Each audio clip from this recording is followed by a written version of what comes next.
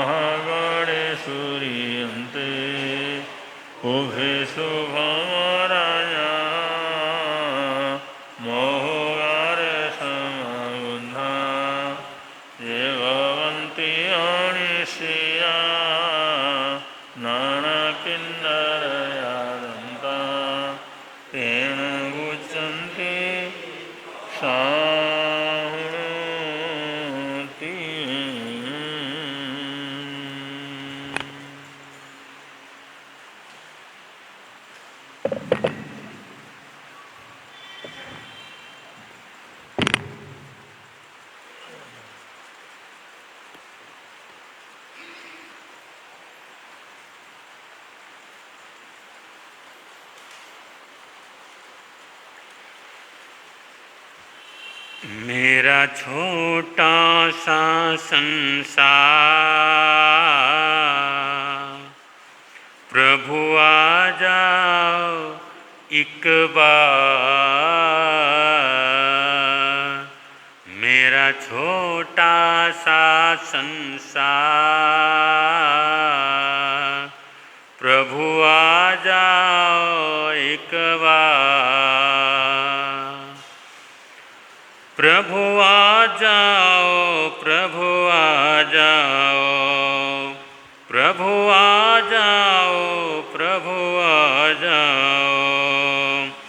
मेरा छोटा सा संसार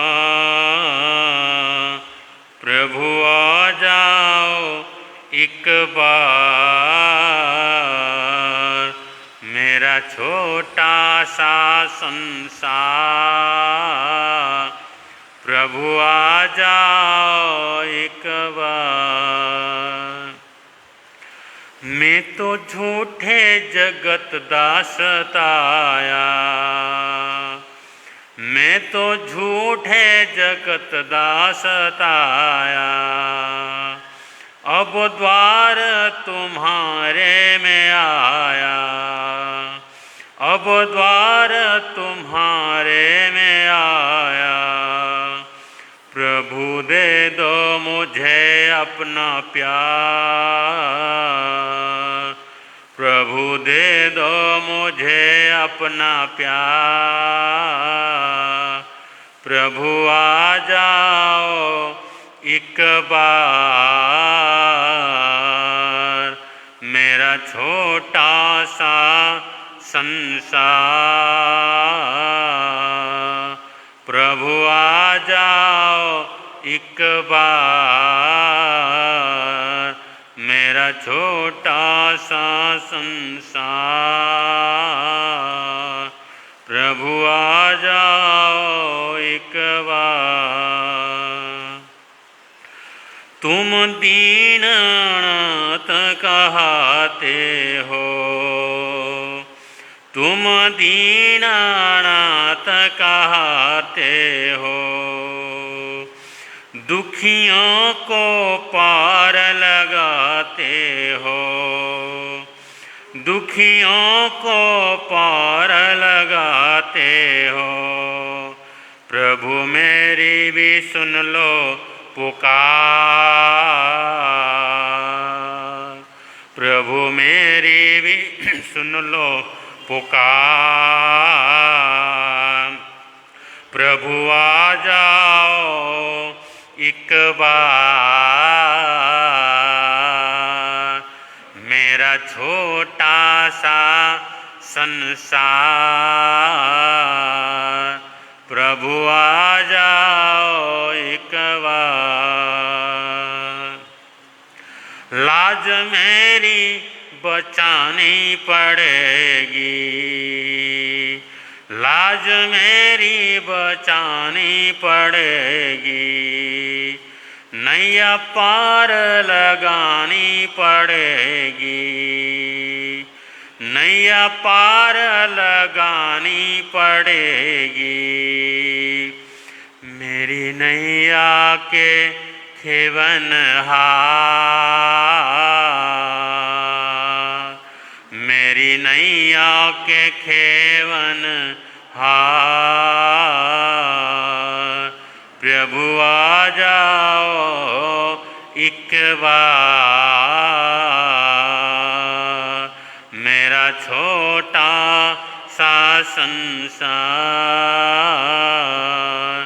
प्रभु आ जाओ एक बार। मेरी आँखों के आंसू तो देखो, मेरी आँखों के आंसू तो देखो। 84 के चक्कर को मेटो, 84 के चक्कर को मेटो। तुम जीते मेरी हुई हार, तुम जीते मेरी हुई हार। प्रभु आ जाओ एक बार, प्रभु आ जाओ एक बार। प्रभु आ जाओ एक बार, मेरा छोटा सा संसार। प्रभु आ जाओ एक बार। प्रभु आ जाओ, प्रभु आ जाओ, प्रभु आ जाओ, प्रभु आ जाओ। छोड़ आया हूँ मैं सब सहारे, छोड़ आया हूँ मैं सब सहारे। छोड़ मैंने अब सारे द्वारे, छोड़े मैंने अब सारे द्वारे। तुझे ढूंढा मैंने द्वार द्वार, तुझे ढूंढा मैंने द्वार द्वार। प्रभु आ जाओ, प्रभु आ जाओ, प्रभु आ जाओ, प्रभु आ जाओ। मेरा छोटा सा संसार, मेरा छोटा सा संसार, प्रभु आ जाओ एक बार। मेरा छोटा सा संसार, प्रभु आ जाओ एक बार।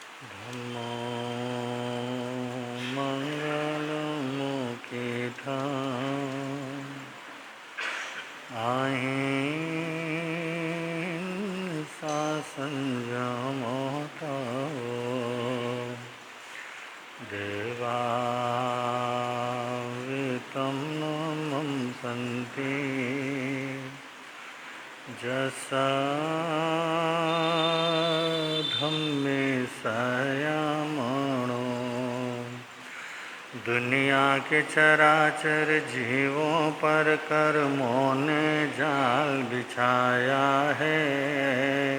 क्या साधु गृहस्थ, क्या बाल वृद्ध, बस कोई न बचने। अति शुभ कर्मों के आने से संतों का समागम, जिन वाणी श्रवण करने से दुख जन्म मरण का मिटता है, दुख जन्म मरण का मिटता है समय नदी की धार की जिसमें सब बह जाया।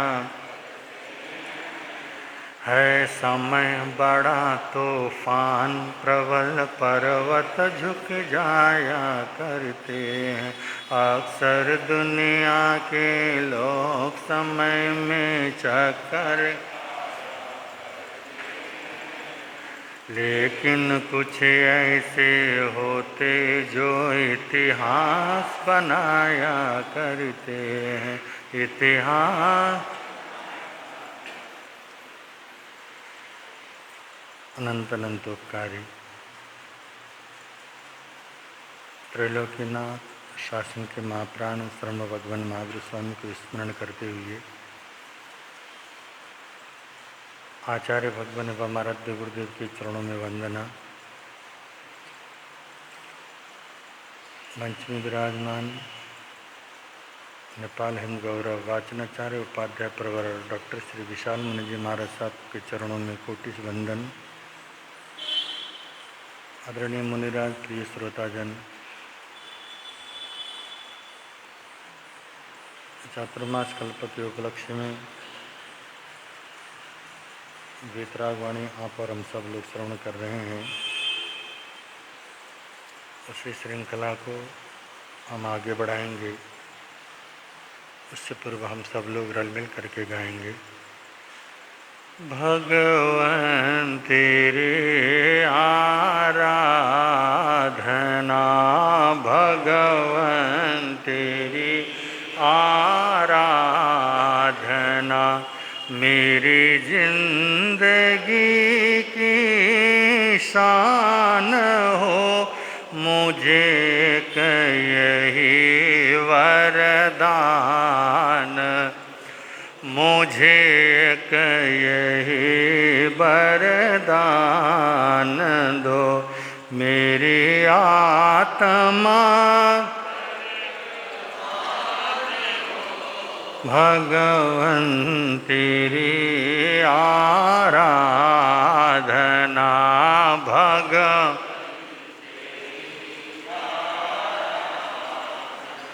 मुझे सुख की कोई परवाह नहीं, दुख में भी निकले आह नहीं, मुझे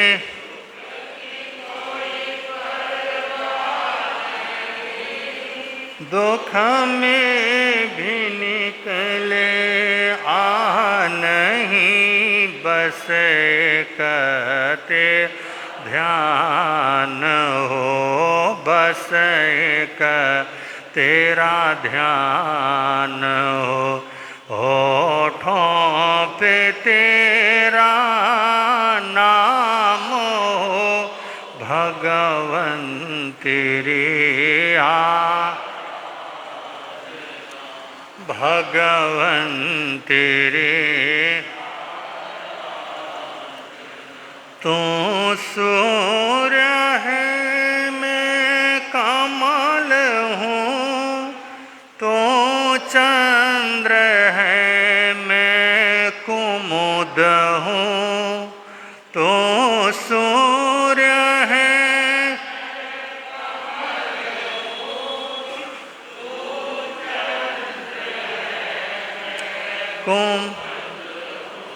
तब कमल पद में स्थान हो, तब कमल पद मुक्ति मेरी शान हो, भगवन तेरी आराधना, भगवन तेरी आराधना।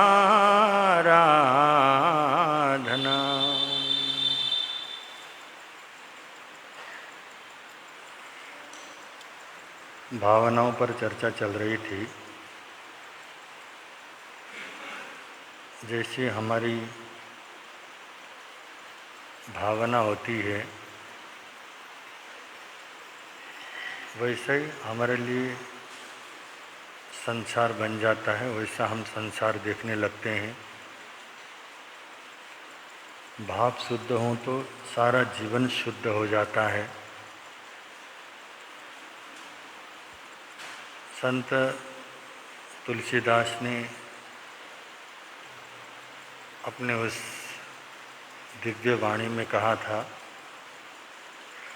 जाकी रही भावना जैसी, प्रभु मूर्ति ने देखी तैसी। बड़ी अच्छी बात कही उन्होंने। हमारी जैसी भावना होती है हम वैसा ही सामने देखते हैं। भगवान को भी हमारी देखने की नज़रिया होती है। हमारा भाव विशुद्ध है, पवित्र है, मन शुद्ध है, तो हम भगवान में भी अच्छाइयाँ देखते हैं। जब हमारा मन ही मैला हो जाता है तो हम प्रभु में भी कहीं न कहीं कोई न कोई खोट निकालने की तैयारी कर देते हैं।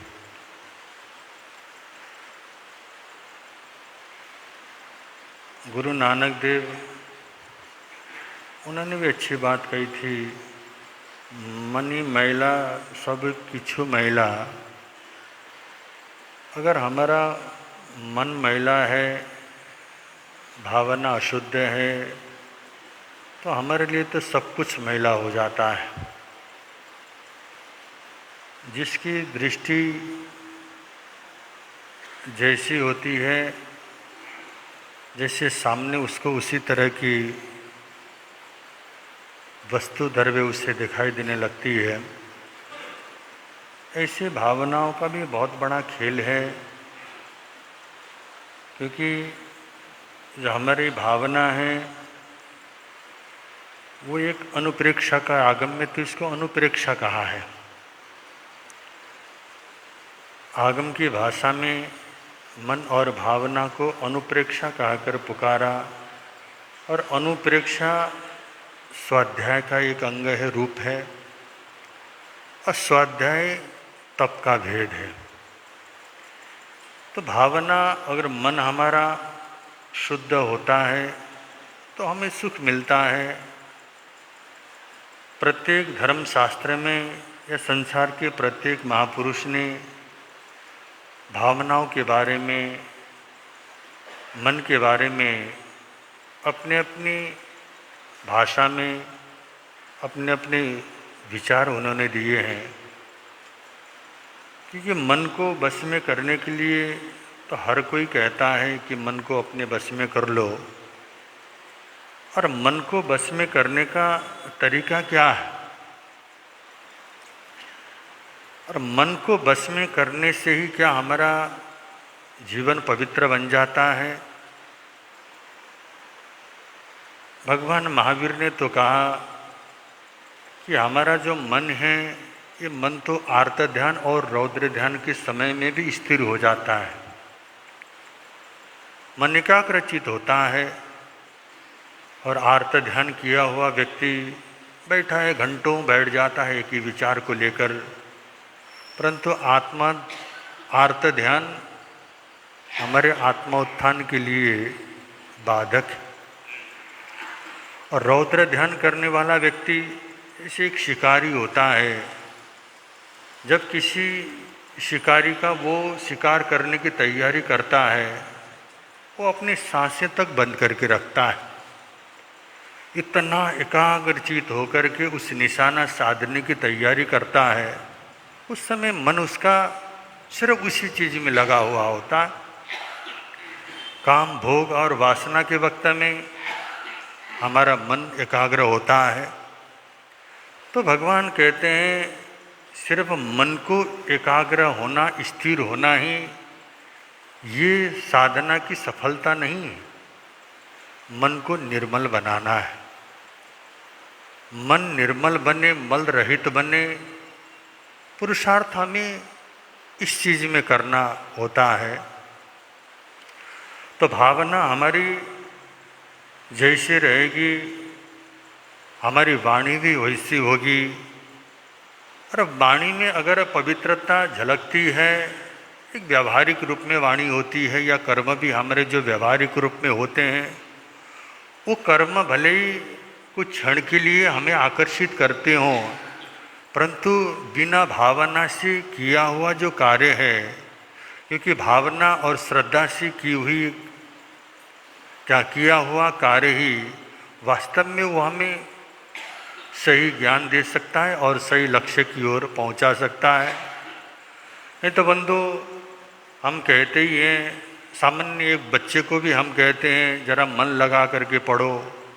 अगर मन लगा करके पढ़ोगे तो तुम्हारे को कार्य में सफलता प्राप्त होगी। अगर मन नहीं लगता, भावना नहीं बनती, और भावना नहीं है तो संसार में हमारा कुछ भी जीवन में सफलताएं हमको मिल नहीं सकती।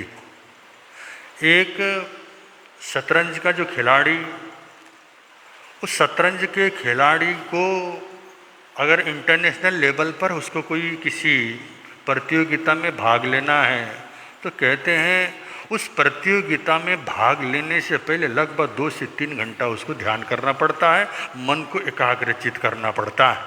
जैसे हमारे शतरंज के मास्टर आनंद के बारे में आया था एक बार, कि जब वो किसी प्रतियोगिता में भाग लेने की तैयारी करते हैं तो उससे पहले 3 घंटे तक उनको अपने मन को क्या करना होता है, स्थिर करना होता है, एकाग्रचित करना होता है और ध्यान में लगाना पड़ता है।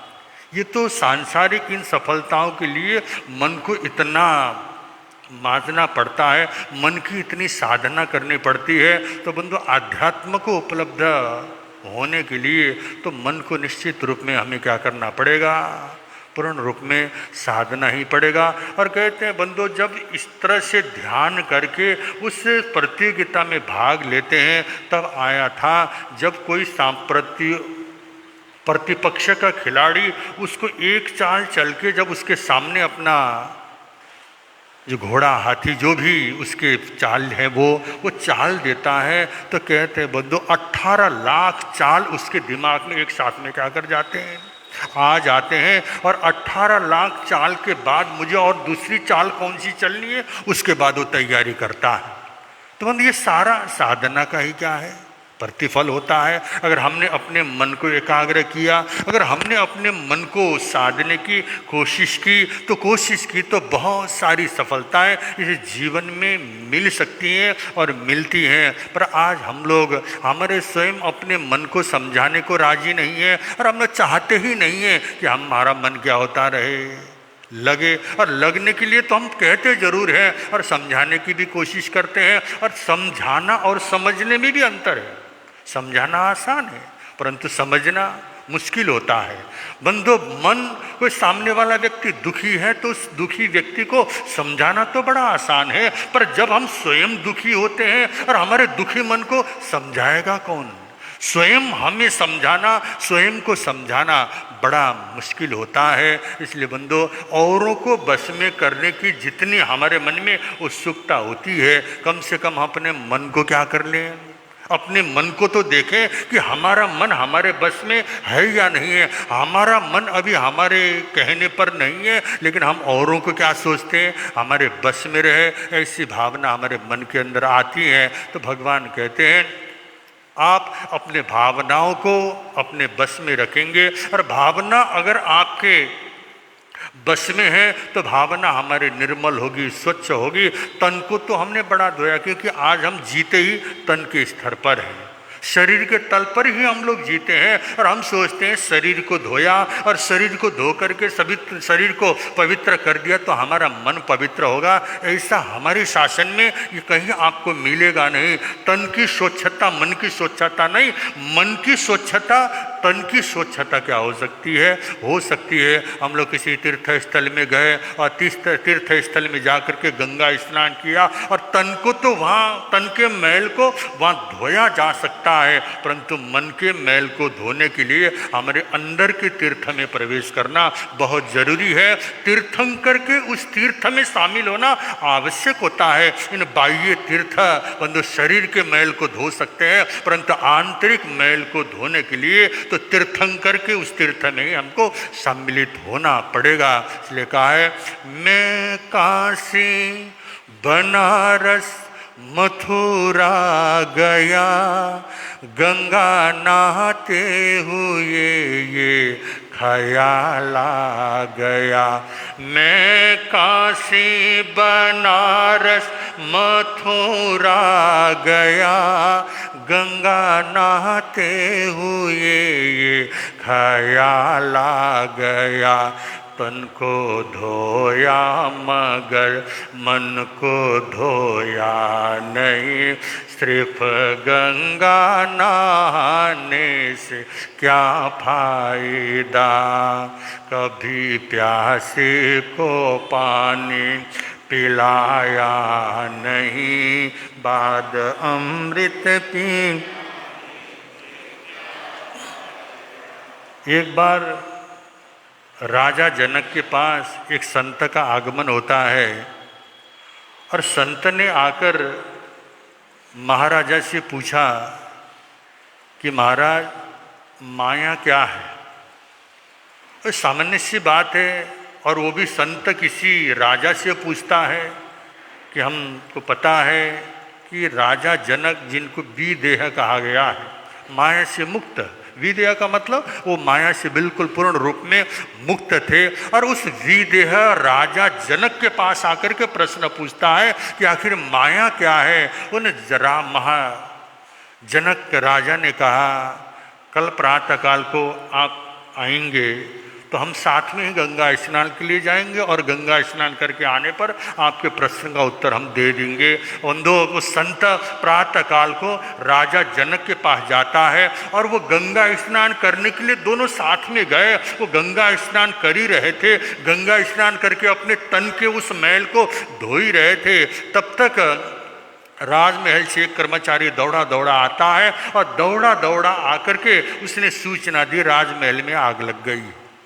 और आग लगने की सूचना मिलते ही बंधु वो जो संत मुनिराज उनके पास आए थे वो बेचैन हो गए। उन्होंने कहा कि मैंने तो एक अपना कमंडल वहाँ छोड़ के आया था, 2 वस्त्र मेरे वहाँ रख के आया था, फटाफट क्या करो, पहले उन वस्त्रों की सुरक्षा करो। वहाँ जब भागने लगे तब महाराजा जनक ने कहा अभी क्या करो, जिस कार्य के लिए हम यहाँ आए हैं उस कार्य को एक धैर्य से आप पूर्ण करें। हम गंगा स्नान के लिए आए हैं तो गंगा स्नान का काम पूरा हो जाए, उसके बाद हम क्या करेंगे, घर में चलेंगे। जब इतनी शांति से, इतने आनंद से, संयम से उत्तर दिया तब बंधु संत के मन में विचार आया, एक तरफ तो पूरा महल में आग लगने की सूचना जिस व्यक्ति को प्राप्त है, फिर भी मन के अंदर कहीं कोई हड़बड़ी नहीं है, शांत है, संभाव है। और संभाव में वो कह रहे हैं पहले जिस कार्य के लिए आए उस कार्य को हम पूर्ण करते हैं, उसके बाद राजमहल में चलेंगे। और एक तरफ संत है जिसने संसार को छोड़ दिया है,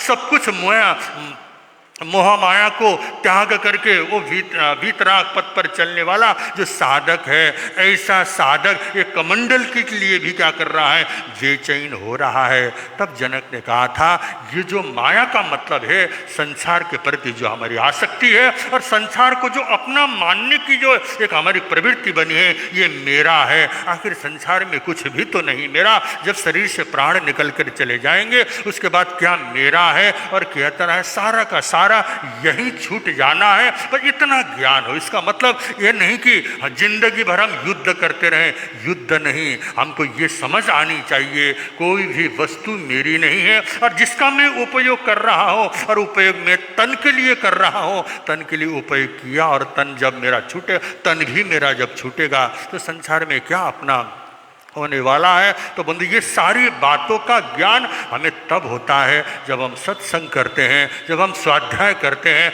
जब हमारे को ज्ञान होता है। तो ज्ञानी व्यक्ति कभी दुखी नहीं होता है। जिंदगी में ज्ञानी के जीवन में भी अनेक प्रकार की समस्याएं आती हैं और समस्याएं आती हैं और उसको सुलझाने में ज्ञानी को क्या करता है, मजा आता है, रस आता है। लेकिन जो अज्ञानी व्यक्ति होता है मतलब सामने समस्याओं को देखा और उलझना शुरू कर दिया और मन उसका क्या हो जाता है, बेचैन होता है। और बने बेचैन मन के पीछे सिर्फ एक ही तो कारण है कि बंधु हमको क्या करता है, सारा झमेला दिखता है, संसार को झमेला मानता है, जीवन को झमेला मानता है, हर चीज को क्या करता है, झमेला मानता है, क्योंकि उसको सुधारना नहीं आया और बंधु उसको संवारना नहीं आया। कुछ ऐसी घटना श्रेणिक चरित्र के माध्यम से भी आपके समक्ष चल रही है। महाराज राजकुमार श्रेणिक और बंधु जो महारानी उस नंदा कुमारी के दास्य का निमंत्रण सुन के और उसके घर की ओर जाने की वो तैयारी कर रहे हैं। और तैयारी करते समय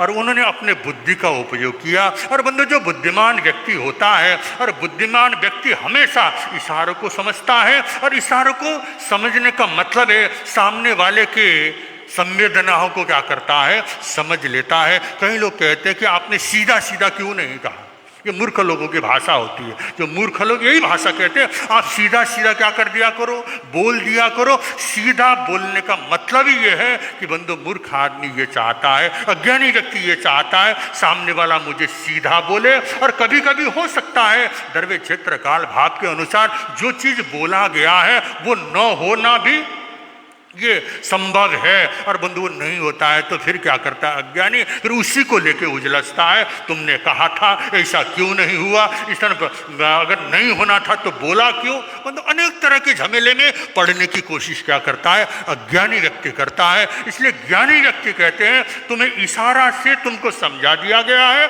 अगर तुम समझ सको तो तुम्हारी समझदारी है, अगर तुम नहीं समझते हो तुम कहते हो कि आप सीधा सीधा क्या कर दो, बोल दो जो आपके मन में है वो मुझे बोलोगे तो मुझे पता चलेगा ना। इस तरह की भाषा बोलने वाला व्यक्ति बंधु नादान होता है। ऐसा ही राजकुमार श्रेणिक को पता था सामने वाले ने अगर मुझे इशारा किया है तो इशारा का मतलब मुझे इस चीज़ को समझना पड़ेगा। उन इशारे के अनुसार राजकुमार श्रेणिक आगे की यात्रा की तैयारी करते हैं। वो आगे किस तरह से आगे बढ़ते हैं, श्रोता सुन लो ध्यान लगा कर श्रेणिक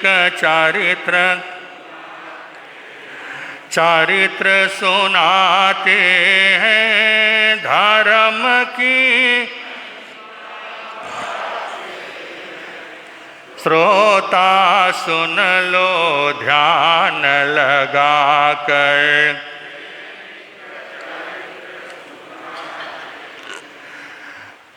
एक पंथ पोला बनवाया, ऊपर धूल जमाई।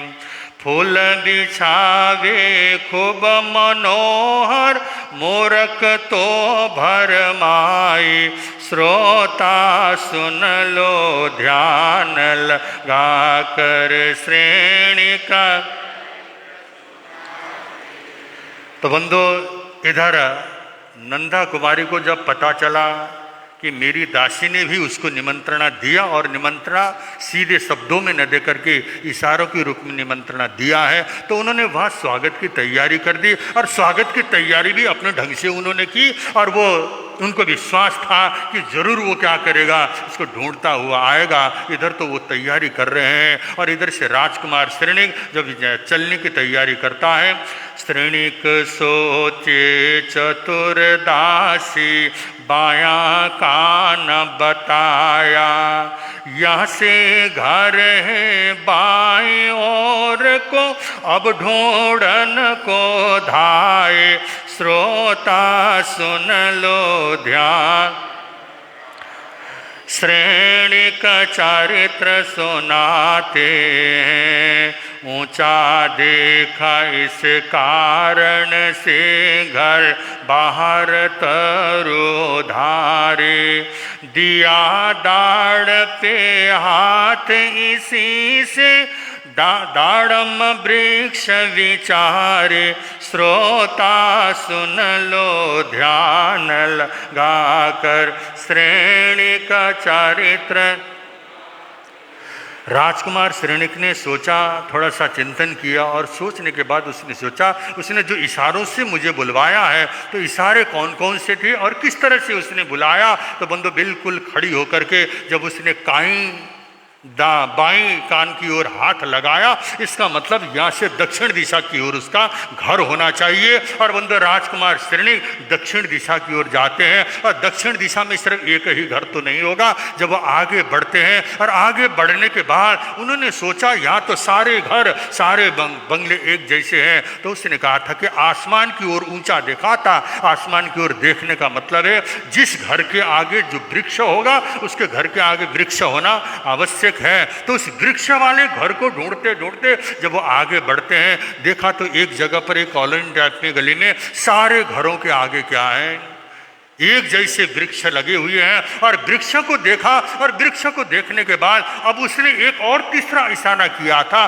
उसने अपनी अंगुली को क्या किया था, दांत से काटा था। इसका मतलब क्या है, अनार का पेड़ होना चाहिए, दाड़िम का पेड़ होना चाहिए। तो उसने इशारे इशारे में समझा। तो मतलब आगे जब जा रहा था, जाते जाते देखा एक वृक्ष जिसमें अनार का वृक्ष घर के सामने था। उस घर के अंदर जब पहुंचता है, वहां जाकर के देखता है तो बंधु वहां पे क्या स्वागत द्वार तैयार है। और वहां पर सुस्वागतम का जब द्वार तैयार है, तो राजकुमार श्रेणिक को लगा हम इसी घर के क्या है, मेहमान हैं। और राजकुमार श्रेणिक ने सोचा कि अब हम अंदर मेहमान के रूप में जाएंगे। तो बंधु वहां पर भी उसकी एक और परीक्षा थी। परीक्षा में क्या थी, दो रास्ते बना रखे थे। एक रास्ता था जहाँ फूल बिछा रखे थे, और दूसरे रास्ते में कीचड़ है। रास्ता बहुत चौड़ा नहीं था, बस वहाँ से क्या दो आदमी गुजर सकते थे। वो दो आदमी गुजर सके, उसमें एक आदमी अंदर प्रवेश करे, उतनी जगह में तो उन्होंने कीचड़ क्या कर रखा था, तैयार किया हुआ था। और एक जगह पर उन्होंने फूल बिछा रखा था। राजकुमार श्रेणिक सोचने लगा आखिर कौन से रास्ते से मुझे अंदर प्रवेश करना है, कीचड़ से और अंदर प्रवेश करना है, या फिर सामान्य रूप में हर व्यक्ति को पता होता है जहाँ पे फूल बिछाया जाता है उस फूल में से ही मेरे को अंदर प्रवेश करना होगा। और बंधु जब उसने सोचा फूल से प्रवेश करना चाहिए या नहीं, इतनी देर को उसके दिमाग ने काम किया, जहाँ फूल होता है फूल के नीचे कांटे भी होते हैं, फूल में भूल भी हो सकता है। इसलिए मुझे लगता है फूल के रास्ते को मुझे क्या करना चाहिए, त्याग देना चाहिए। क्योंकि जिस घर में मैं जा रहा हूँ उस घर में सामान्य लोग नहीं रहते हैं, कोई न कोई बुद्धिमान व्यक्ति क्या करता है, यहाँ रहता है। और वो बुद्धिमान व्यक्ति मेरे को क्या कर रहा है, बार बार मेरी परीक्षा ले रहा है। ऐसा सोचकर महाराज कुमार श्रेणिक ने फूलों का रास्ता छोड़ा और कीचड़ के रास्ते से उन्होंने घर में प्रवेश किया। जब प्रवेश करके बंधु घर के अंदर गए ही थे और घर के अंदर जाते समय उनके पैर में कीचड़ तो लगना स्वाभाविक ही था और सारे पैर कीचड़ों से सन गए और उस कीचड़ से मैले पैर को लेकर सीधे घर के भीतर प्रवेश करना ये तो किसी की सभ्यता भी नहीं है और उस तरह से राजकुमार श्रेणिक अंदर प्रवेश करते भी नहीं। तब तक जा कर के देखा सामने क्या है, बंद एक लोटा पानी आया है, छोटे से लोटे में पानी आया है और उसके साथ एक और चीज़ है, कुछ तिनके वगैरह हैं, इसके साथ उसको क्या कर दिया गया तो बंधु उन्होंने उसके पैर धोने का संकेत दिया कि इस पानी से आप क्या करो, पैर धो। और राजकुमार श्रेणिक ने देखा सारे घर बंधु इतना अच्छा घर बना हुआ, किसी समृद्धशाली व्यक्ति का ये निवास स्थान है, परंतु यह पानी की कमी हो ऐसा भी नहीं है। तो एक लोटा पानी देने का मतलब यहाँ पर भी क्या किया जा रहा है, मुझसे परीक्षा ही ली जा रही है। तो राजकुमार श्रेणिक ने बंधु बाजू में तिनका था, वो तिनके को उठा करके सारे अपने पैर को क्या कर दिया, जितनी कीचड़ लगे, जितने भी कीचड़ उस पैर में लगी हुई थी सारे कीचड़ को उसने निकाला और निकालने के बाद उस आधे लोटा पानी से उसने पैर क्या कर दिया, साफ किया और दासी से कहा या आधा लोटा पानी क्या कर दो, वापस दो। और बंधु इस तरह की जो हरकतें थी, एक एक हरकत को बड़ी बारीकी से नंदा क्या कर रही थी, ऊपर बैठ के देख रही थी। वो व्यक्ति प्रवेश कैसे करता है, उसके आगमन की वो प्रतीक्षा भी थी, पहले से उस देख रही थी कोई व्यक्ति अब क्या करेगा, ईश्वर आएगा। और प्रतीक्षा करते करते उसकी प्रतीक्षा पूर्ण हुई और उसने जो भी तैयारी कर रखी थी उन हर तैयारी में, हर परीक्षा में राजकुमार श्रेणिक क्या हुए, विजय होते हैं। तो नंदा वहाँ पर पराजित होती है और बंधु नंदा ने आकर के स्वागत किया और स्वागत करके जिस समय बंधु उससे अपने उनके लिए बैठने की जहाँ पर व्यवस्था थी, उन बैठने की व्यवस्था में राजकुमार श्रेणिक अतिथि बनकर के बैठ जाते हैं। तो उसके बाद बंधु हाथ जोड़ करके पूछा गया कि आप भोजन में क्या लेंगे और भोजन में आप क्या खाएंगे। थोड़ा पूछने के लिए जब व्यवहारिक रूप में आया तो राजकुमार श्रेणिक ने कहा कि आज हमारा उपवास है, अविग्रह है। और जैन का तो कोई उपवास है ही नहीं, हम जैनियों का उपवास तो क्या, तो उपवास बोलते आप लोग क्या हो जाते हैं, निश्चिंत हो जाती है कि कोई व्यक्ति आके अतिथि आए और आपको ये कह दे कि आज हमारा उपवास है, तो आप ज़्यादा से ज़्यादा पानी गर्म कर दोगे, उससे ज़्यादा कुछ काम करने की ज़रूरत नहीं, गर्म पानी पूछ दो काम हो गया। लेकिन अगर दूसरी जगह पर जाओगे तो वहाँ उपवास बोलोगे तो और क्या होती है, समस्याएं होती है और पता नहीं क्या क्या बाजार से सामान नए वस्तुओं को लाना पड़ेगा, खरीदना पड़ेगा। तो राजकुमार श्रेणिक ने कहा कि आज हमारा उपवास है, अभिग्रह है। तो उन्होंने कहा कि कौन सा ऐसा अभिग्रह है। उन्होंने क्या किया, 32 चावल के दाने दासी को दिए और उन्होंने कहा 32 चावल के दानों में से अगर कोई व्यक्ति 36 प्रकार के व्यंजन को बनाकर हमें दे तो हम भोजन करेंगे, नहीं तो आज हमारा उपवास है, ऐसा बोल के उन्होंने क्या कर दिया। अब तक तो बंधु दूसरों की परीक्षा लिया जा रहा था, बड़ा आनंद आ रहा था, औरों को परीक्षा लेना बड़ा आसान होता है। जब स्वयं परीक्षा देनी होती है ना, तब हमारी योग्यताओं का क्या होता है, पता चलता है। और नंदा इतनी देर तक परीक्षा पर परीक्षा लेती चली गई, कभी दासी परीक्षा ले रही तो कभी नंदा परीक्षा ले रही। अब स्वयं उसको क्या है, परीक्षा देने का समय आया है। राजकुमार श्रेणिक ने भी सोचा बुद्धिमान लोग हैं, जिस घर में मैं आया हूँ ये बुद्धिमान लोगों का ही घर है। तब उसने भी 32 चावल के दाने दे के दासियों के साथ सूचना भेज दी, अगर इससे 36 प्रकार के व्यंजन देंगे तो हम पार ना करेंगे, नहीं तो हमारा उपवास ही रहेगा, ऐसा कह करके दिया। और बंदो नंदा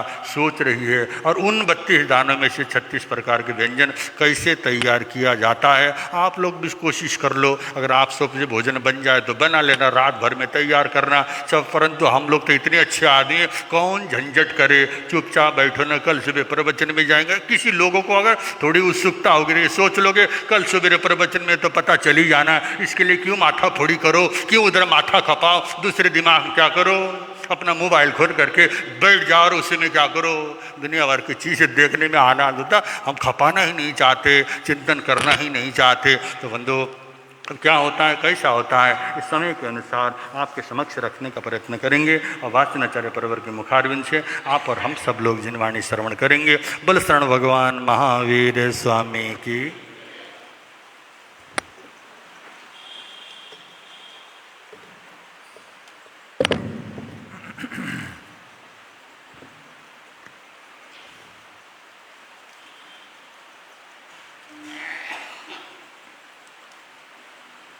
केवल रवि किरण से जिनका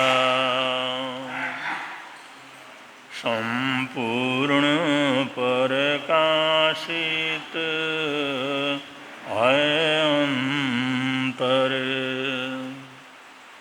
उनकी वाणी में होता है तत्वों का सुंदरतम दर्शन,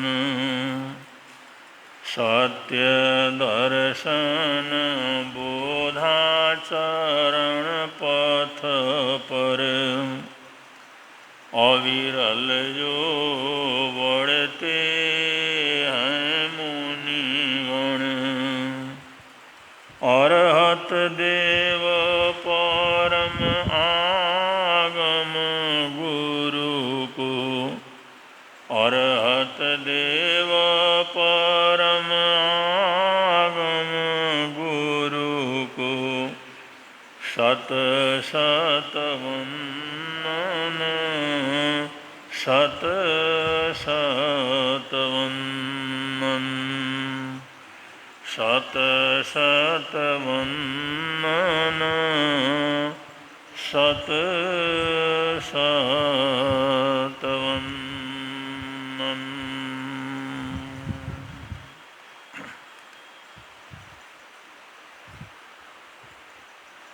शरण करणान योग में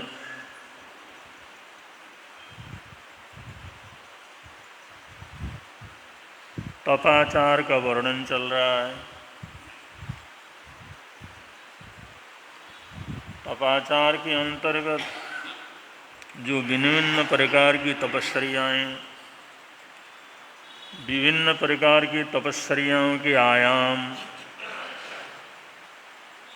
शास्त्रकार हमारे सामने प्रस्तुत कर रहे हैं, जिससे कि किसी न किसी पथ से तो हम आगे बढ़ सकें। जो कर सकते हैं उसको बड़ी ईमानदारी से, बड़ी श्रद्धा से करें।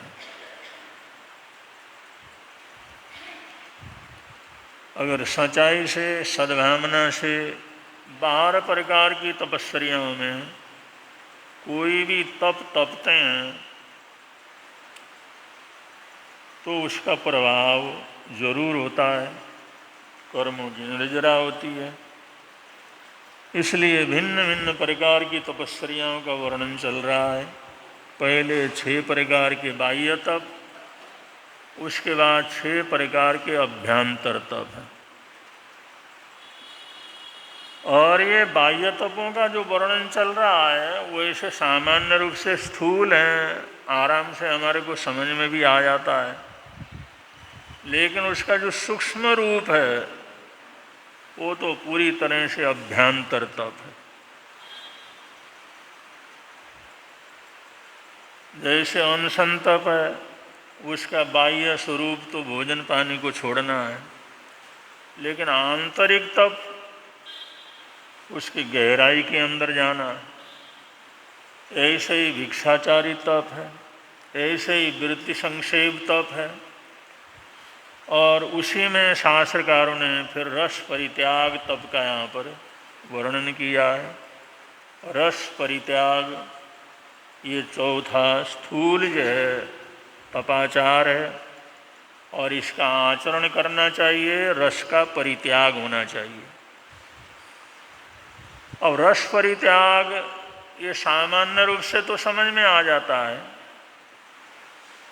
लेकिन टीकाकार कहते हैं, भाष्यकार कहते हैं, हर चीज़ की गहराई में जाना बहुत ज़रूरी है। अगर हर चीज़ की गहराई के अंदर नहीं जाते तो हम उसके सार और संक्षेप को प्राप्त नहीं कर सकते।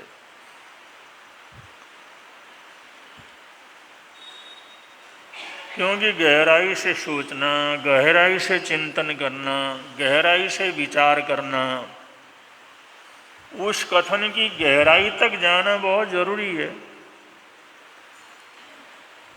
अभी महाराजा शरणिक के चरित्र के माध्यम से आप लोग सुन ही रहे हैं कि हर चीज़ की गहराई में कैसे वो सोचते हैं। नंदा के संबंध में आप लोग सुन रहे हैं, जो सुनती है तो उसमें गहराई से सोचती है, इसका अर्थ क्या हो सकता है?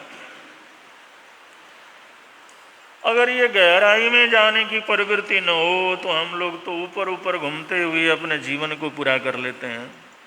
तो समझदार होते हैं वो हमेशा गहराई की तरफ जाने का प्रयत्न करते हैं। अगर रस परित्याग तब बतलाया हुआ है तो सिर्फ इतना नहीं भाई, कभी मिठ्ठे का त्याग कर लिया, कभी विगय का त्याग कर लिया, बस हमारा रस परित्याग तब संपूर्ण हो गया। कभी खट्टे का त्याग कर गया, कभी किसी चीज़ का, जो खाने पीने की चीज़ों का त्याग कर लिया, और हमने समझ लिया रस परित्याग तप को हमने तप लिया है। ये सामान्य रूप से तो हो सकता है, लेकिन विशेष रूप से उसको तपने के लिए बड़ी गहराई के अंदर जाने की जरूरत है। तो रस परित्याग, रस का त्याग करना, इस तपस्या का लक्ष्य है, रस का त्याग करना। अब रस का त्याग करना है तो सबसे पहले तो ये समझना पड़ेगा रस क्या है और कहाँ पर है। हम सोचते हैं भाई जो चीज़ हमारे को बहुत अच्छा लगता है वो रस है, या नमक भी रस है, मीठा भी रस है, वही आनंद देता है। लेकिन शास्त्रकार यहाँ पर कहते हैं रस वास्तव के अंदर पदार्थ में रहता हो ऐसा नहीं है, क्योंकि जो चीज़ हमारे को अभी बहुत अच्छी लगती है, बड़े प्रेम से खाते हैं, बड़ी सद्भावना से खाते हैं, लेकिन अगर पेट पूरी तरह से भर जाए तो वही चीज़ अरसकार हो जाता है, अरुचिकर हो जाता। चीज़ तो वही है, पहले हमारे को बड़ा रुचिकर लगा, बड़ा बढ़िया लगा, बड़ा स्वादिष्ट लगा, और जिस समय पेट भर गया या बार बार उसको खाना पड़ा तो आदमी सोचता है क्या है, बार बार वही चीज़, बार बार वही चीज़, बार बार वही चीज़। अरे पहले तो तुम प्रशंसा कर रहे थे क्या बढ़िया सब्जी बनी है, लेकिन 2-4 दिन वही परोसते रहो, वही परोसते रहो तो उसको गुस्सा आने लग जाता है। वो रस कहाँ चला गया? अगर पदार्थ में रस हो तो कभी भी वो खाओ तो उसमें रस आना चाहिए। पहले तो बड़े रसदार उसमें कहते हैं, लेकिन बाद में वही हमारे लिए परेशानी का काम बन जाता है। पेट भर जाता है तो उसी को खाने से बड़ी भारी परेशानी हो जाती है। तो इससे पता लगता है किसी पदार्थ के अंदर रस नहीं है। वो तो कभी वो रसदार लगता है, कभी नहीं लगता है, वो अपेक्षा से है। कोई वस्तु के अंदर रस हो ऐसा नहीं है, क्योंकि बहुत सी चीज़ हमारे घर के बच्चे कहते हैं फलानी चीज़ ज़रूर खरीद करके लाना है, उसके लिए मेहनत करते हैं, परिश्रम करते हैं, एक एक पैसा जोड़ते हैं, और लाने के बाद 2-4 दिन के बाद वो रस खत्म हो जाता है। वो फिर खत्म हो जाता है, फिर दूसरी चीज़ रस देने लग जाती है। तो वस्तुओं के अंदर कहाँ रस है? तो शास्त्रकार कहते हैं भाई तुम रस कहाँ पर है, किस चीज़ में है, ये पहले तो समझो। और दूसरी बात, अब थोड़ा सा आगे बढ़ते हैं तो रस पदार्थ में नहीं है, रस तो हमारे जिह्वा में है, खाने में है, मुंह में है, इंद्रिय में है। अगर ऐसा भी कहते हैं तो जिस चीज़ को हम बड़े प्रेम से खाते हैं, बड़े अच्छे ढंग से खाते हैं, लेकिन जिस समय हमारे को जो चीज़ बड़ा स्वादिष्ट लगता है, अगर बुखार होकर के हटा हो तो वही स्वादिष्ट चीज़ उसको बिल्कुल ही अच्छा नहीं लगता। चीज़ तो वही है। तो हमारे इंद्रिय में जो है रस हो, कोई चीज़ आज जो है सुनने में बहुत अच्छा लगता है, फिर कमजोरी हो गई, तकलीफ हो गई, परेशानी वगैरह हो गई, तो वही शब्द सुनने में बड़े कड़वे लगते हैं।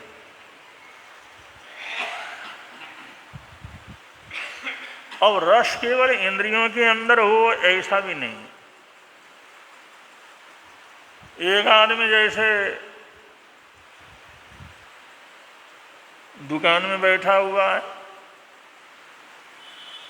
और दुकान में बैठा हुआ बड़ा जो खाने पीने का शौकीन है, देखने का शौकीन है, बाजार के बीच में बैठा हुआ है, जिस समय वहाँ से निकलता है कुछ न कुछ खरीदता है, कुछ न कुछ खाता है, कुछ न कुछ खर्च करे बिना बाजार को पार नहीं करता। लेकिन ऐसे समय में एकदम अचानक उसको ऐसा पता लगा भाई घर में आग लग गई है। वो फटाफट दुकान को बाढ़ करके वहाँ से चला और उसी बाजार से निकला। वहाँ पर खाने पीने की चीज़ें हैं, गोलगप्पे भी हैं, रसगुल्ले भी हैं, गाने बजाने भी हो रहे हैं, नृत्य भी हो रहे हैं और उसको कुछ अच्छा नहीं लगेगा। उसमें इंद्रिय तो है उसके पास, देखा तो है। वो जहाँ हर ठेले के ऊपर जा कर के खड़ा हो जाता था, आते ही लोग सजग हो जाते थे, सेठ जी आए तो ज़रूर कुछ खा करके जाएंगे, कुछ न कुछ खरीद करके जाएंगे। लेकिन वो ऐसा चला गया, एक भी चीज़ की तरफ उसकी नज़र नहीं गई। किसने बुलाया भी राम राम जी, जय जिनेंद्र जी, पधारो पधारो, कुछ सुनाई नहीं दिया उसको। अब इंद्रिय तो थे उसके, आंखें भी थी, कान भी थे, मुंह भी था और सामने उस तरह की चीज़ें भी पड़ी हुई थीं जहाँ पर हमेशा रुक रुक करके खाता पीता चला जाता था, कुछ न कुछ खर्च करता था, कहीं न कहीं से कुछ न कुछ खरीद लेता था। वो दुकानदार वगैरह ठेले वाले जो भी हैं वो भी इंतज़ार करते थे कब वो गुजरें तो कब हमारी बोनी हो। लेकिन आज तो उसको कुछ नज़र नहीं आया। देखा सब, सुना सब, सुगंध भी आई, वो सारे साधन भी उसके सामने से गुजरे, लेकिन कुछ भी नज़र उसको नहीं आया क्योंकि उसका मन पूरी तरह से उसके अंदर, घर के अंदर लगा हुआ था कि घर जल रहा है, आग लगी है, तो वहाँ से जो भागा, वहाँ से जो गया। अब जिस समय घर के पास पहुँचा तो पता लगा वो घर तो मेरा नहीं, किसी और का कहीं पर जला है। तो सारी सिचुएशन ही खराब हो। फिर वहीं पर गोलगप्पे वाला बैठा हुआ था, जा कर के कहना कुछ गोलगप्पे दे दे भाई हमारे, ले। पहले तो कुछ नहीं नजर आ रहा, वही उसका मुंह था, वही उसका स्वाद था, वही उसकी आंखें थीं, वही से चल के गया था। लेकिन पहले तो उसको कुछ नज़र नहीं आया, लेकिन जैसे ही पता लगा रहे वो किसी का घर कहीं गांव के बाहर जल रहा है, अपना तो कुछ नहीं है, वो सारी स्थिति बदल गई। और उसको भूख भी लगने लगी, गोलगप्पे का स्वाद भी आने लगा। उसके पास भी गया, वो कहता कुछ जो है मेरे को दे दे। अब ये स्वाद कोई हमारे इंद्रियों में भी नहीं होता, पदार्थ में भी नहीं होता, और इंद्रियां तो थीं उनके अंदर भी नहीं होता, क्योंकि उसका मन वो सारी चीज़ों से हट करके अपने जलते हुए घर की तरफ चला गया।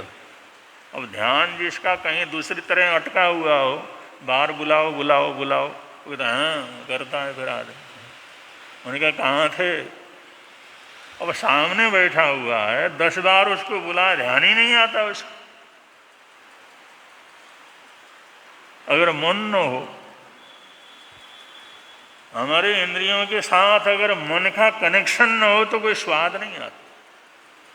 पदार्थ कितना भी बढ़िया हो, पदार्थ कितना भी सुंदर हो, पदार्थ कितना भी अच्छा हो, गाने कितने भी आकर्षण करने वाले हों, लेकिन उन इंद्रियों के साथ हमारे मन का संबंध न हो, मन का कनेक्शन न हो, मन का उनके साथ जो है तादात्म्य संबंध न हो, तब तक उसको कोई रस क्या करता नहीं आता।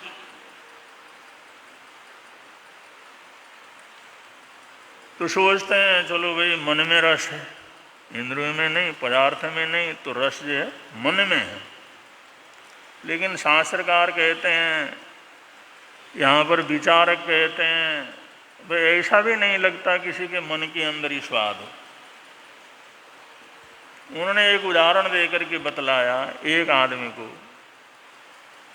जैसे कुछ बात हो गई, अपराध वगैरह हुआ, मुकदमा वगैरह चला, कहीं तारीख वगैरह लगे, न्यायालय के अंदर गया, तो सोच रहा था चलो भाई मेरे पक्ष में हो जाएगा, बचाव हो जाएगा, लेकिन अचानक ये हो गया कि इसको फांसी की सज़ा उन्होंने दे दी, फांसी की सज़ा सुना दी।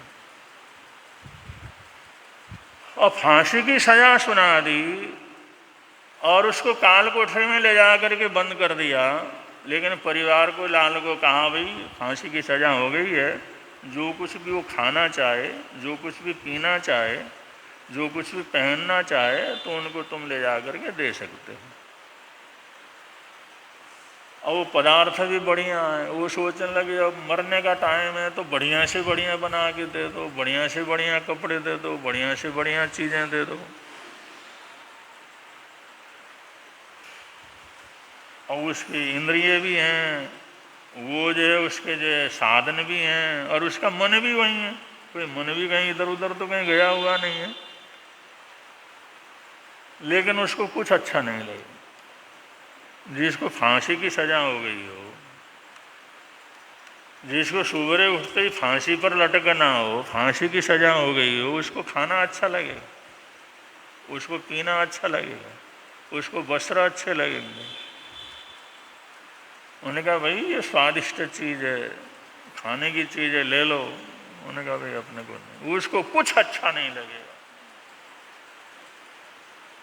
तो मन तो है लेकिन फिर भी उसको रस नहीं आ रहा, पदार्थ तो है रस नहीं आ रहा, इंद्रिय तो है रस नहीं आ रहा, और मन के होते हुए भी रस नहीं आ रहा उसको।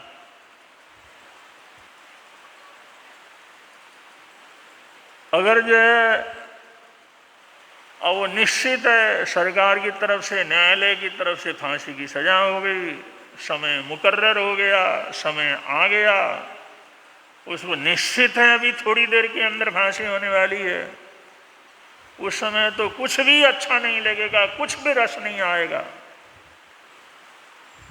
उसको पूछ भी लेंगे कोई तुम्हारी भावना हो, कोई इच्छा हो, कुछ करना हो, कुछ नहीं, उसको कुछ इंटरेस्ट नहीं रहेगा। अगर उसको माफ़ी हो जाए, वे तुम्हारे को माफ़ कर दिया है सरकार ने, तो एकदम उसका चेहरा बदल जाएगा। उन्होंने कहा से ऐसा हुआ कि हाँ बिल्कुल माफ़ हो गया, सजा वगैरह सब माफ़ हो गई और कोई किसी प्रकार का दंड नहीं मिलेगा।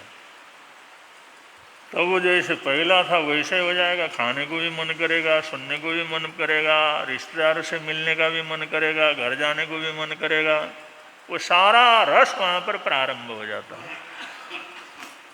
तो शास्त्रकार यहाँ पर कहते हैं जब हमारी चेतना मन के साथ जुड़ी हुई हो और वो मन इंद्रियों के साथ जुड़ा हुआ हो और वो इंद्रियां पदार्थ के साथ जुड़ी हुई हो, तब जाकर के रस आता है, तब आ जाकर स्वाद आता है। तो स्वाद का केंद्र कहाँ पर है? मन का चेतना के साथ संपर्क होना, मन का चेतना के साथ लगे रहेगा होना। तो मन का चेतना के साथ बराबर तादात्म्य संबंध का होना, तब जाकर के रस परिपाक होता है। अगर चेतना मन के साथ जुड़ी हुई नहीं हो तो कोई रस पैदा नहीं होता। अगर मन इंद्रियों के साथ जुड़ा हुआ न हो तब भी कोई स्वाद नहीं आता, और वो इंद्रिय पदार्थ के साथ न जुड़ी हुई हो तो भी स्वाद नहीं आता। तो ये सब स्वाद के, ये सब रस के स्थान ये हैं कि जब हमारी चेतना मन के साथ तादात्म्य संबंध से जुड़ी हुई हो तब जाकर के रस का परिपाक हो सकता है। तो अब रस परित्याग कैसे करें फिर उसको? रस परित्याग क्या होगा? रस परित्याग का भगवान महावीर स्वामी की भाषा में, ज्ञानियों की भाषा में, उन महापुरुषों की भाषा में ऐसी साधना करो चेतना और मन का जो तादात्म्य संबंध है वो टूट जाए।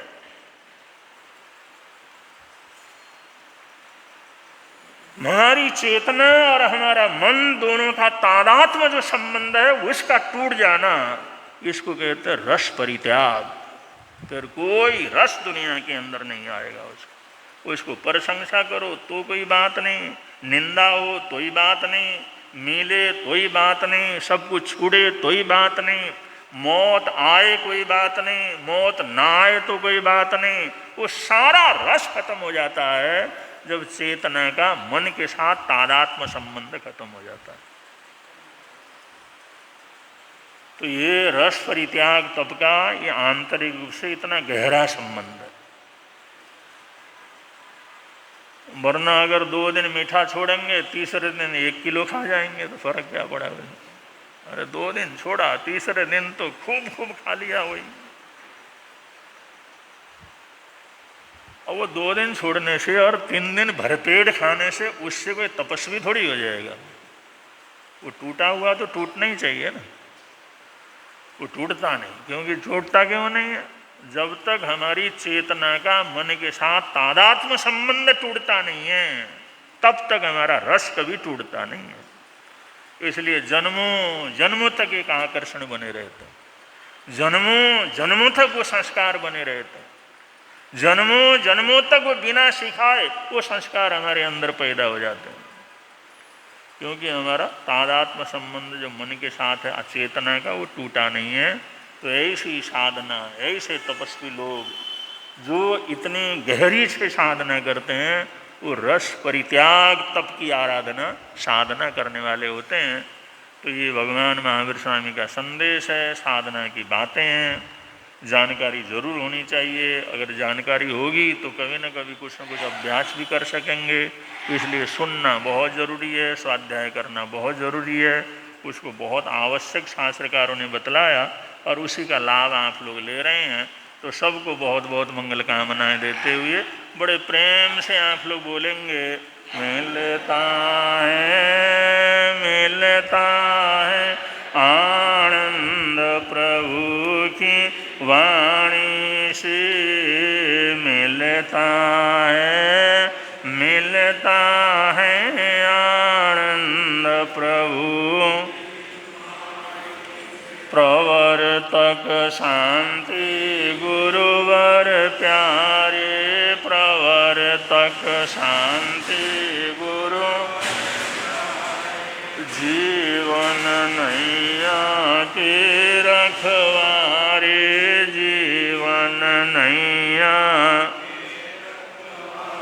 जोड़ गए संबंध प्रभु की वाणी से, जोड़ गए संबंध प्रभु की वाणी से,